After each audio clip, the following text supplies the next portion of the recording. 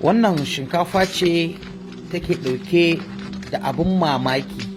Kafin nan dai ina son dukkan wani mai saurare ko kuma mai jina ko mai gani ya bani lokacinsa zuwa minti 4 insha Allah, sannan idan da hali yayi sharing wannan bidiyo din. Assalamu alaikum wa rahmatullahi wa barakatuhu. Kamar yadda kuke gani ana kokarin buɗe wannan shinkafan. Kuna gani buhun shinkafa ce ba kare da shinkafa da alburusai a cikin shi. Idan na ce alburusai ina nufin harsashai wanda ake sawa a bindiga domin ta'addanci ko kuma yakar ɗan ta'addan, ko dai a yi ta'addanci ko kuma a yaƙa 'yan ta'addan, amma wannan an turo su ne domin yin ta'addanci, musamman na san bai wuce a yankin arewa.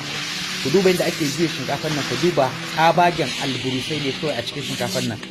Idan ba za ku manta ba, yankin arewa yana fama da rashin tsaro wanda har kes ɗin Boko Haram ta yi kamari a yankin arewa lokacin da Buhari ya hau mulki. Ana yekuwa akan Boko Haram, ya za a yi rayuka al'umma.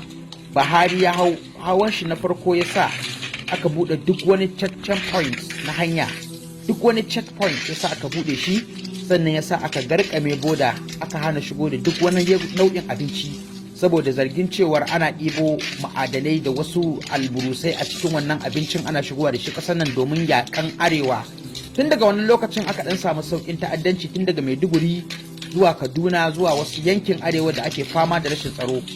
Bayan sauka mulkin shi, yanzu wannan Tinubu yana kokarin ya buɗe boda, wanda har an yi signing buɗe bodan nan za a shigo da wasu abubuwa nau'in abinci daban-daban a cikin su, wanda naji Obasanjo kanshi ma yayi kirari da cewar kada a buɗe boda din nan.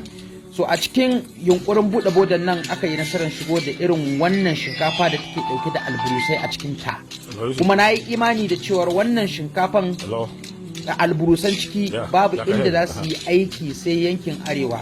Ku duba inda ake kirga wa'annan alburusai sun fi ɗari. Wannan karamin kwandon ba shi bane ainihin kwandon da ake tara alburusan. Ainihin kwandon yana bayan mai kirga wannan alburusai din.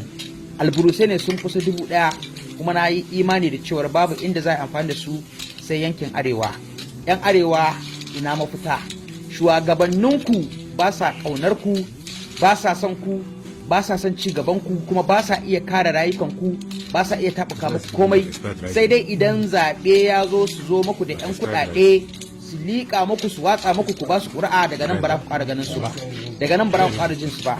Malamanku ba su da haɗin kai, ba sa ƙaunar junansu, kullum sai zage-zagen junansu, kullum sai aibanta junansu, kullum sai hasada wa junansu, kullum sai bambancin ra'ayi, kullum sai faɗa akan akidu. Sun ƙi zama su yi riko da igiyan Allah ga baki ɗayansu, kada su rarrabu kamar yadda Ubangiji ya umarce su.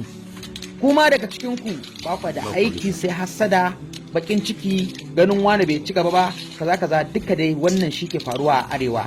Ta ina za ku tashi ku kare rayukanku bayan ba ku ƙaunar junanku?